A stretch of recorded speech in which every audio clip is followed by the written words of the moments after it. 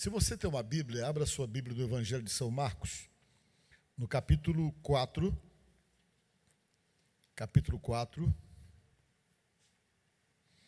do versículo 39. 4:39. Amém? Quem já achou, diga amém. Ninguém achou ainda, então vamos esperar mais um pouquinho. Tá bom uma hora para todo mundo aí? Diz assim: e ele, despertando, repreendeu o vento e disse ao mar: acalma-te, emudece. O vento se aquietou e fez-se grande bonança. Então lhes disse: por que sois assim tímidos? Como é que não tendes fé? Isso ele repreendendo os discípulos. E eles, possuídos de grande temor, diziam uns aos outros: quem é este que até o vento e o mar lhe obedecem? Amém? Podemos assentar, fique à vontade. Eu quero, nesta tarde, ter uma conversa talvez diferente para um culto de Santa Ceia, mas eu senti no coração de falar, por isso que eu vou falar exatamente isso, um assunto que talvez não seja tão pertinente para o culto, né? De domingo à tarde, mas Deus me tocou para falar. Eu quero falar com vocês hoje sobre libertação. Amém? Libertação. Quando a gente fala de libertação, a gente entende que precisa de libertação aquilo que de alguma forma está preso, aquilo que de alguma maneira está amarrado, está impedido, está impossibilitado, precisa então de uma ação libertadora. E às vezes nós estamos precisando muito disso numa série de questões, em áreas as mais variadas da nossa própria vida, situações de libertação exatamente em questões que nós conseguimos detectar, às vezes em situações que nós não estamos nem detectando, nem percebendo, mas que há uma necessidade de uma interferência imediata de Deus para poder mudar situações que estão amarradas, que estão impossibilitadas. E é interessante que todas as vezes que você vai em busca disso, parece assim que simplesmente aumentam as dificuldades. Na medida que você pensa em buscar alguma coisa que seja uma resposta de libertação, parece que se potencializam os problemas. Sempre que você vai em busca disso, porque há uma intenção de deixar você parado, inerte, para não tentar buscar exatamente na fonte onde você pode encontrar isso, que no caso é o próprio Senhor Jesus. E eu quero contar para vocês aqui uma passagem da Bíblia, que vocês vão entender muito bem isso que eu estou falando para vocês. O Senhor Jesus estava em um determinado lugar, de repente ele chamou os discípulos e disse assim: vamos fazer uma viagem lá para uma província que tem aqui perto. Vamos viajar para um determinado lugar. Só que esse lugar que ele decidiu viajar e chegar até lá, era um lugar que judeu não ia, judeu não colocava os pés lá. Era o tipo do lugar que judeu tinha ojeriza. Qualquer judeu de todas as regiões que existiu ali em volta do Mar da Galileia, essa região, parece-me que era o lado leste do lago, era um lugar que era totalmente discriminado, totalmente rejeitado, que ninguém ia até lá, porque lá era um ambiente hostil, era um ambiente diferente, era um ambiente onde Deus não agia, onde Deus não dominava, segundo o entendimento dos judeus, por uma série de fatores. E uma das razões pelas quais que eles imaginavam que era um lugar que tinha que ser esquecido, isolado, porque ali moravam judeus que não praticavam a Torá, que não praticavam o Pentateuco, os ensinamentos do Velho Testamento, porque as pessoas que moravam ali, eles tinham uma cultura diferente, eles tinham uma cultura helenistas, eles eram influenciados pela cultura grega. E como eles eram influenciados pela cultura grega, os gregos adoravam vários deuses, eram envolvidos com vários deuses, achavam que tinha deuses para tudo, e era isso que predominava naquela região. Predominava o politeísmo, a adoração a vários deuses, e por conta disso os judeus diziam: não, lá nós não vamos, lá ninguém pisa, aquele ambiente ali é um ambiente que nós não queremos chegar, é um ambiente que nós rejeitamos totalmente. E Jesus chama os discípulos e diz: vamos até aquela província. Mas o que Jesus queria fazer ali? Queria demonstrar o amor que ele tinha pelas pessoas, independente da fé que professavam. Jesus não estava limitado por questões de fé específica de alguém, porque as pessoas estavam ali adorando outros deuses. Ele estava preocupado com o sofrimento de alguém. E quando você lê a Bíblia, você percebe que uma das coisas que mais incomoda Jesus é o sofrimento das pessoas. Isso foi algo que sempre o comoveu quando você lê na Bíblia. E você diz, mas me diga uma coisa, se ele se comove, por que ele não opera logo? Porque Deus estabeleceu o critério. E um dos critérios é esse, que você tem que ir até ele, clamar e pedir para ele poder atender. Exatamente por quê? Porque ele não é invasivo, ele não toma a sua vida de assalto e não vai chegar lá com você e dizer, agora você tem que me querer, assim, criando uma situação de pressão, mas ele fica nessa espera que você decida isso, que você faça esse tipo de escolha de ir procurá-lo. Naquele caso, a pessoa não havia procurado, mas ele sabia que a razão pela qual a pessoa não havia procurado, porque a pessoa não estava em condições nem mesmo de decidir por si mesmo. E o que ele fez? Ele entrou no barco e disse aos discípulos, vamos lá para esse lado do lago. E ele estava cansado, porque ele havia pregado o dia todo, ele não parava de pregar. E quando ele entrou no barco, a palavra de Deus diz que ele se acomodou na popa, deu um jeitozinho, se deitou na popa do barco e ali ele pegou num sono. Quando ele pegou no sono, que o barco está viajando lá em direção do outro lado da margem do mar da Galileia, a palavra de Deus diz que surgiu um temporal mais feio do mundo. E aquele temporal não tinha razão de existir, porque o mar da Galileia fica a 213 quilômetros abaixo do nível do mar, para vocês terem uma ideia. O vento passava tudo por cima. Mas naquele dia o vento resolveu descer ali. Descer e resolveu fazer aquilo que não era comum. O vento começou a soprar. E na medida que o vento começou a soprar, vento que sopra em cima de água forma ondas. E começou a haver um rebuliço. As águas começaram a se movimentar. As águas começaram a ficar violentas. E o barquinho, que era um barquinho preparado para navegar naquele mar, que não é costume ter temporais fortíssimos assim, de repente começou a ficar frágil no meio da violência que o vento realmente vinha sobre aquelas águas, agitando aquelas águas. Pedro, ele era um homem acostumado com isso aí, porque a vida dele profissional era de pescador. Não era o primeiro temporal que ele estava enfrentando na vida. Ele estava acostumado a enfrentar temporais. E quando ele viu que o vento aumentou um pouco, ele começou então a usar o conhecimento que ele tinha, a técnica que ele tinha para poder controlar o barco em cima d'água. Ele tinha conhecimento disso, ele era pescador, ele nasceu praticamente em cima de um barco, vivendo o tempo todo ali. E diz a palavra que eles começaram a conhecer, a colocar para fora o conhecimento que tinham para poder lidar com aquelas situações e controla o barco dali, segura o barco de outro lado e as ondas violentas e a água vinha, batia e o barco quase que emborcava e não emborcava e depois ficou aquela luta em que eles começaram a usar todo o conhecimento que tinham. E quando eles perceberam que aquele tipo de temporal eles nunca tinham enfrentado e que eles poderiam ser, então, simplesmente vencidos pelas forças da água e pela força do vento, o medo tomou conta de todos eles, porque eles chegaram no limite do conhecimento para poder segurar uma situação, para poder segurar um vento forte, para poder segurar um temporal, e no auge do desespero, quando eles perceberam, olha, isso aqui não está normal. Isso aqui está além de tudo aquilo que nós conhecemos. Nunca vimos vento assim, nunca vimos temporal tão forte. E eles entraram em desespero e correram lá para a popa para acordar Jesus. E diz a palavra que o Pedro chegou lá e disse, mestre, acorda, o senhor não está percebendo que nós estamos quase que afundando. Como que dizendo, está todo mundo aqui no maior sufoco e o senhor está dormindo aí. Acorda, senhor, porque nós estamos quase que afundando.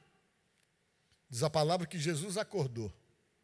Eu acho que não tão animado, porque geralmente quando a gente está dormindo, que alguém acorda assim subitamente, a gente já acorda com um pouquinho de mau humor. E Jesus acordou, e quando acordou estava todo mundo apavorado.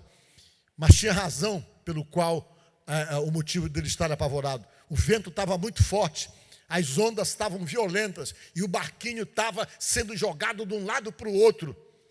E Jesus acordou, e diz a palavra que quando ele acordou, ele foi lá na proa do barco e disse essas palavras: mar, acalma-te, vento, abranda-te. E quando ele disse, mar, acalma-te, vento, abranda-te, o mar acalmou, o vento parou de soprar, e os discípulos ficaram olhando, e eles perguntaram assim, entre eles, quem é esse homem que até o vento e o mar obedecem? Foi o que eles falaram sobre Jesus. E eles continuaram a viagem. Mas, na verdade, o que foi aquilo? Nessa passagem, vocês vão aprender muitas coisas. Uma das coisas que você vai aprender, que eu acho importante frisar aqui, é que temporal todo mundo passa. Quando você transfere isso para a realidade da nossa vida, você vai perceber que você já passou tantos temporais, e se você está passando um agora, você sabe que isso não é o último, talvez tenham outros aí. E por que Deus nos ensina, ou permite que passemos temporais? Para que você aprenda a sobreviver, para que você ganhe experiência no meio dos temporais, para que você descubra e perceba que o vento forte pode vir da maneira ou como vier. Se você está com Jesus, você simplesmente é uma pessoa preparada para poder enfrentar esses ventos fortes. E a outra coisa que você tem que aprender, ou que nós aprendemos, é que quando Jesus está conosco e quando Jesus está no barco, você pode até passar temporal, você pode até passar vento forte, porque os ventos fortes e os temporais são inevitáveis. Mas uma coisa você tem que saber e tem que ter certeza, que em barco que Jesus está, esse barco não afunda.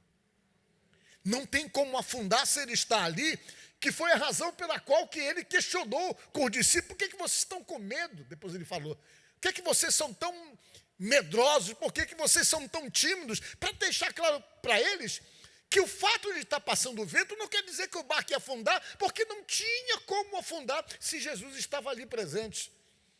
Da mesma forma acontece comigo, com você, com qualquer um de nós, que vamos enfrentar muitos ventos fortes, ou que já enfrentamos muitos temporais na vida. Nós temos então que entendermos que os temporais passam. Se você está com Jesus, os danos não serão grandes. E se você está com Jesus, você tem certeza de uma coisa, você não tem como afundar. Barco que Jesus está não afunda, pode até ser açoitado pela força do vento e da água, mas afundar não afunda, porque Ele está ali. Ele está ali. Essa é uma das lições que nós aprendemos.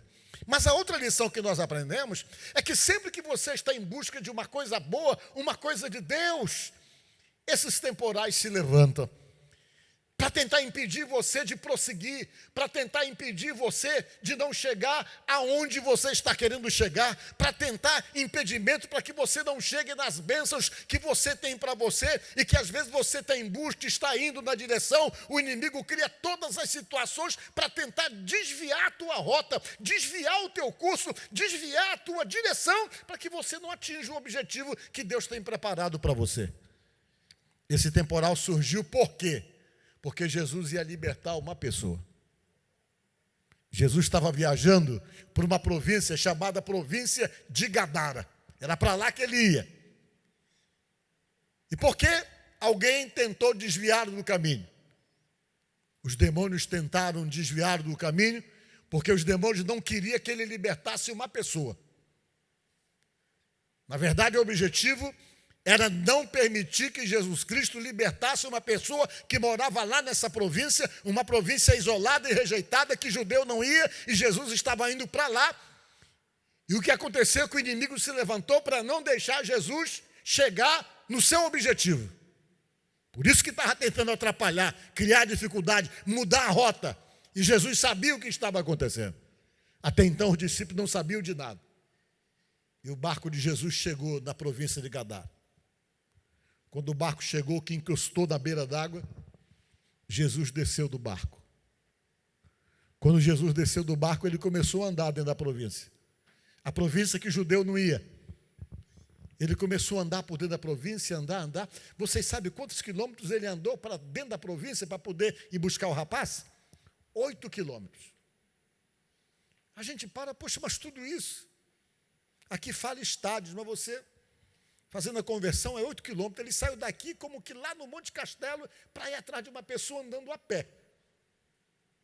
E ele foi, e cada vez que ele entrava na província, o rapaz se distanciava.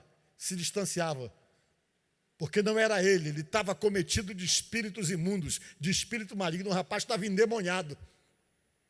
E na medida que Jesus ia na direção dele, os espíritos pegavam o rapaz e se aprofundavam na província. Mas aí os demônios perceberam que não ia dar para fugir. Não ia dar para fugir de Jesus, não ia dar para poder realmente se esconder de Jesus. Eles sabiam disso, aí eles resolveram encarar Jesus para negociar. Depois de uma tentativa de tentar fugir, Jesus entrando na província, quando eles perceberam que não dava para fugir, aí eles pararam e resolveram encarar Jesus. Diz aqui o texto a seguinte: eles pararam e perguntaram assim, os espíritos: o que temos nós contigo, Jesus de Nazaré, filho do Deus Altíssimo? Tu não sabes que porventura não é chegada a nossa hora? Tu não sabes que não é hora de nos derrotar? Tu não sabes que tu não cumpriu toda a missão ainda para poder nos tirar dessa vida ou para tentar nos derrotar? Eles começaram a argumentar e a questionar com Jesus. Por que eles falaram isso? Porque todo mundo espiritual sabia que a derrota dos poderes malignos que atormentavam a vida das pessoas ia finalizar exatamente quando Jesus Cristo falasse a última palavra no alto da cruz, dizendo: tudo está consumado. Quando ele disse isso, tudo está consumado, ele estava simplesmente dizendo tudo aquilo que precisou ser feito pela libertação do povo, para a libertação do Paulo, para a libertação do Sidney, para a libertação do Garcês, para a libertação do João, da Maria, tudo que precisava ser feito para libertá-los, a nossa parte está feita, agora é com eles, a decisão deles. Por isso que Jesus disse, tudo está consumado. E eles sabiam que Jesus não tinha morrido na cruz, não tinha derramado o seu sangue no alto da cruz, não tinha pago o preço de libertação que deveria pagar para a nossa salvação, mas, no entanto, ele estava lá para atormentar os demônios que dominavam o corpo daquele rapaz. E eles começaram a argumentar: não é chegada a nossa hora, o que o senhor está fazendo aqui? Eles conheciam todos os trâmites, sabiam tudo como as coisas funcionavam, o demônio sabia de tudo. Sabia que não era hora da bênção de estrangeiro, sabia que não era hora de estrangeiro ser abençoado, que toda a bênção estava reservada unicamente para judeu, que só poderia se confirmar o direito de bênção para nós depois da morte da cruz. Por isso que a Bíblia diz, ele veio para os seus e os seus não o receberam, mas todos que o receberam depois de rejeitado seriam feitos filhos de Deus, e aquele pessoal ainda não estava no alvo da bênção. E eles sabiam disso, começaram a argumentar, começaram a questionar com Jesus o direito de continuarem ali, de estarem sendo atormentados fora da hora, de estarem sendo realmente confrontados fora da hora, que não era hora de libertação. E Jesus, quando eles argumentaram, só fez uma pergunta: qual é o teu nome? E um deles respondeu assim para intimidar: o nosso nome é Legião, porque nós somos muitos.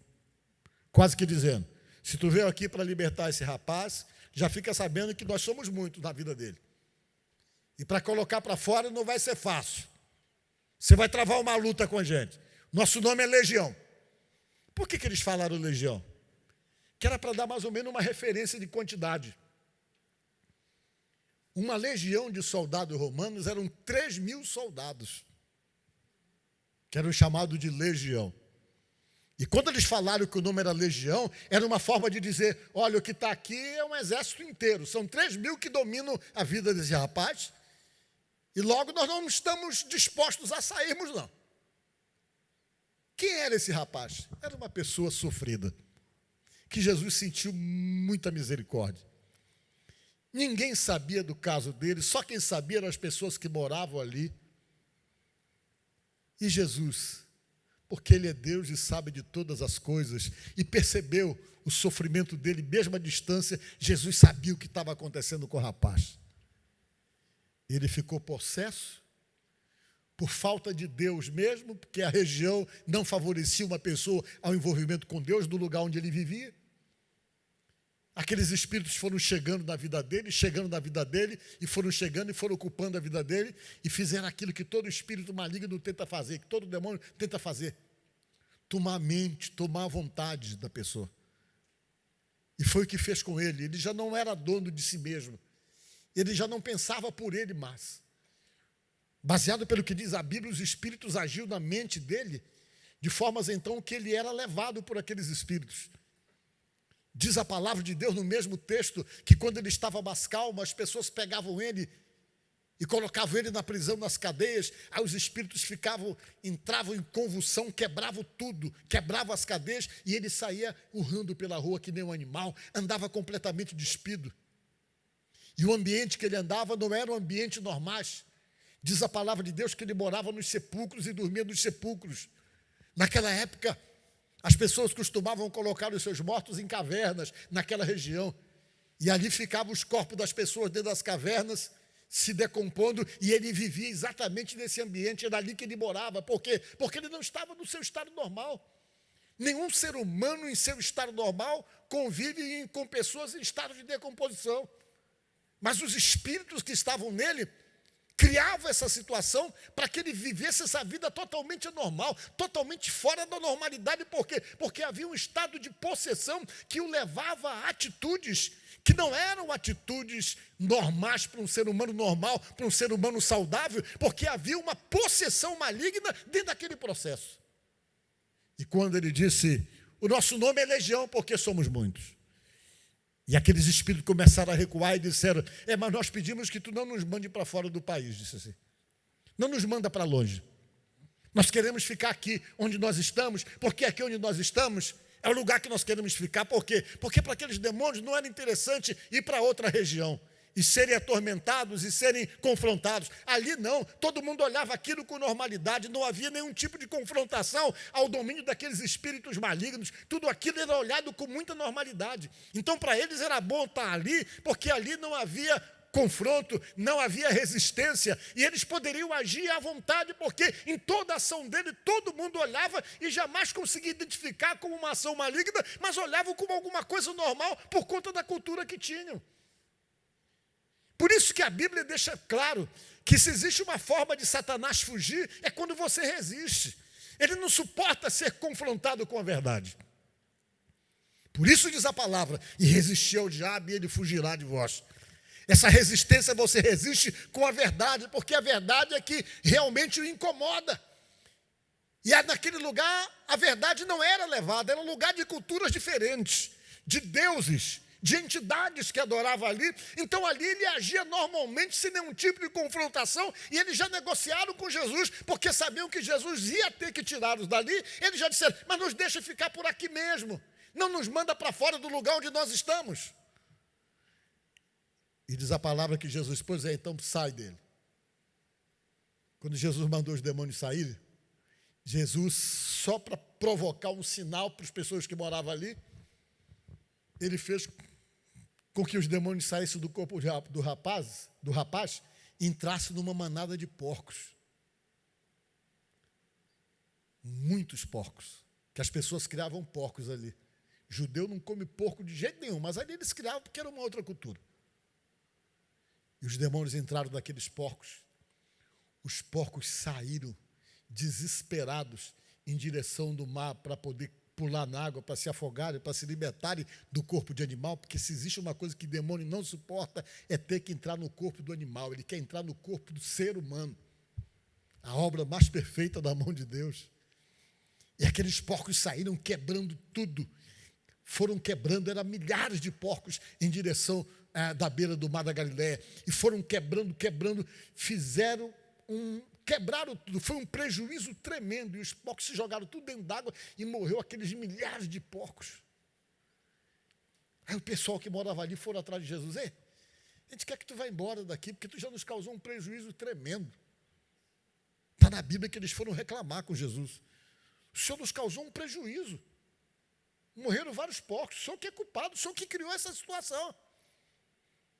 E Jesus saiu, e o rapaz que antes era endemoniado, na hora que Jesus disse para os demônios saírem, o rapaz ficou normal. Diga glória a Deus. Ficou bem normalzinho, ficou tranquilo.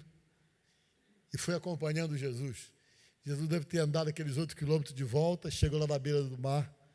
Jesus vamos embora agora. Ele foi ali só para resolver isso. E o rapaz que era endemoniado disse, Senhor, eu quero ir contigo. Ele falou para Jesus, eu quero acompanhar o Senhor, eu não quero ficar mais aqui. Me deixe ter com você. Me deixe entrar no barco para viajar com o Senhor. E diz a Bíblia que Jesus disse, não, você não vai comigo não. Você vai voltar para casa, disse Jesus. E vai dizer para a tua família o quanto o Senhor teve misericórdia de ti.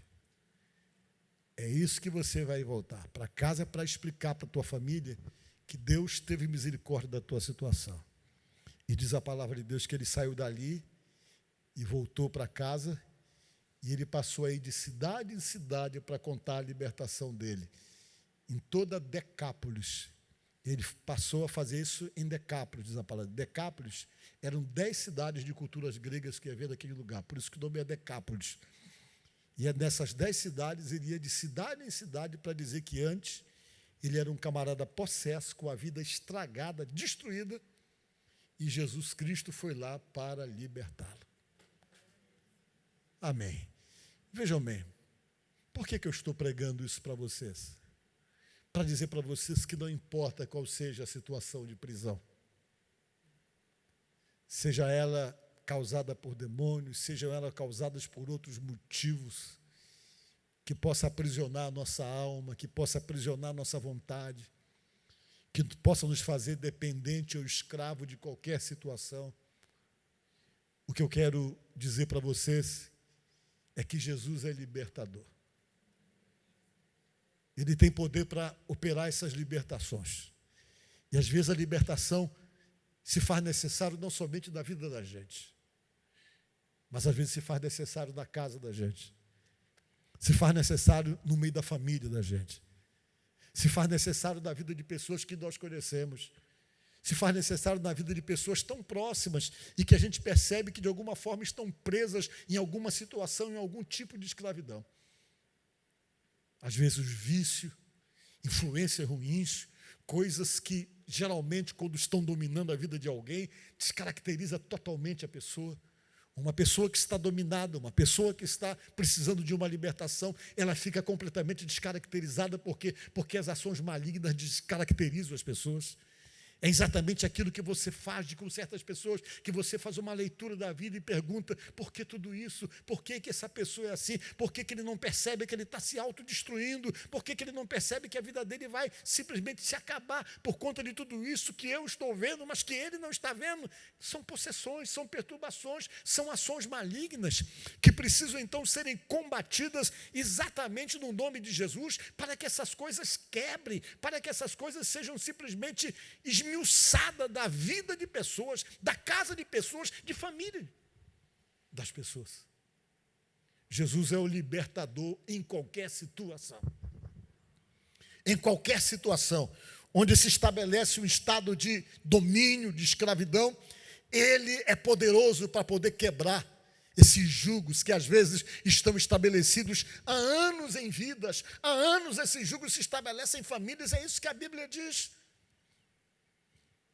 Coisas que se estabelecem em muitas famílias como consequência lá da avó, da bisavó, da tataravó paterna que resolveu fazer pacto com o que não deveria fazer e que trouxe aquilo para dentro daquela família, e as situações vão se repetindo, as situações de destruições, as situações inexplicáveis sempre estão estabelecidas ali.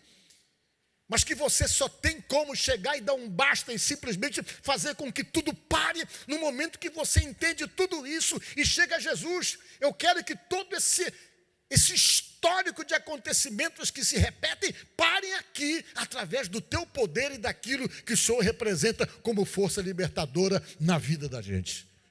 E o que acontece é que realmente as coisas param.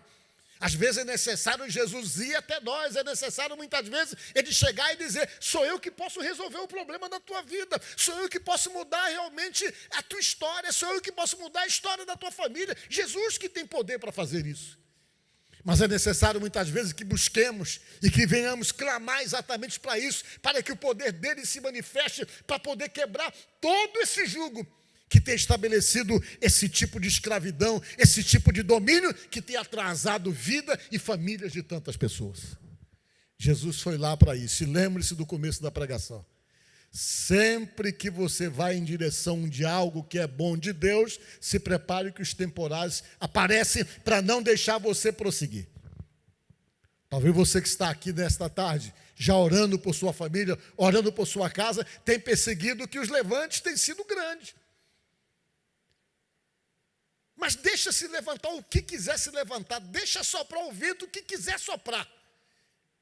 Mas se sinta num barco junto com Jesus, sabendo que isso não vai fazer você afundar, nem vai fazer você parar. Por quê? Porque você crê nesse poder maior que está acima dos poderes malignos todos, que é o poder de nosso Senhor Jesus Cristo.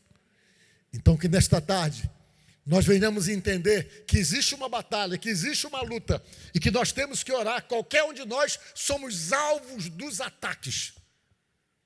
Mas os ataques são superados, são vencidos. Com a fé que nós temos em Jesus, é que nós nos tornamos então capazes de poder superar aquilo que às vezes parece insuperável. Então que nesta tarde você entenda assim, compreenda assim e descubra que você tem uma arma na mão para poder combater isso. A sua oração, o seu clamor, o seu posicionamento de resistência, de dizer, na minha vida não, na minha casa não, na minha família não, na minha filha não, no meu filho não. E quando você começa a ter essa postura de resistência, você vence, porque a palavra de Deus diz que em Cristo Jesus nós somos mais do que vencedores. Então que nesta tarde você possa identificar coisas através desta pregação. Que você possa pensar e que a tua mente realmente venha abrir para que você possa identificar coisas que de repente você não tinha pensado ou não tinha identificado. E ao identificar, se permita a direção de Deus para poder combater e, consequentemente, você ser um instrumento de bênção para a tua família, no lugar onde você vive, na casa onde você mora. Amém? Que Deus abençoe você no nome de Jesus. Vamos ficar de pé nos nossos lugares. Antes de fazer a ceia, nós vamos fazer uma oração.